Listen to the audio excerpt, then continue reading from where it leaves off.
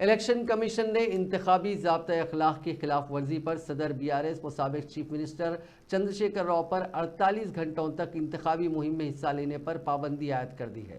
اس پابندی کا اطلاق 1 مئی کی رات یعنی آج رات 8 بجے سے آئندہ 48 گھنٹوں تک رہے گا۔ بتایا گیا کہ کانگریس قائدین کی شکایت پر الیکشن کمیشن نے KCR پر انتخابی مہم میں حصہ لینے پر پابندی عائد کی ہے۔ کانگریس کے قائد جی نرنجن نے الیکشن کمیشن کو چند دن قبل ایک تحریری شکایت کرتے ہوئے الزام لگایا تھا کہ BRS صدر KCR نے سلسلہ کی انتخابی مہم کے دوران کانگریس قائدین کے خلاف قابل اعتراض ریمارکس کیے تھے۔ اسی دوران صدر BRS نے الیکشن کمیشن کے فیصلے پر اپنے شدید رد عمل کا اظہار کرتے ہوئے کہا کہ ان کے بیان کا عہدیداروں نے غلط مطلب لیا۔ کانگریس قائدین نے چند قابل اعتراض الفاظ کا انتخاب کرتے ہوئے اس کی بنیاد پر تحریری شکایت کی تھی۔ انہوں نے کہا کہ ان کے ریمارکس کا انگریزی میں مناسب انداز میں ترجمہ نہیں ہوا، اس لیے ان کے خلاف الیکشن کمیشن نے پابندی عائد کی ہے۔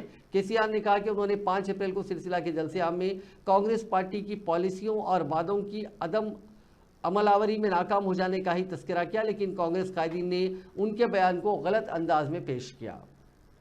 ఇవాళ ఎలక్షన్ కమిషన్ ఆఫ్ ఇండియా నా మీద నిషేధం విధించింది।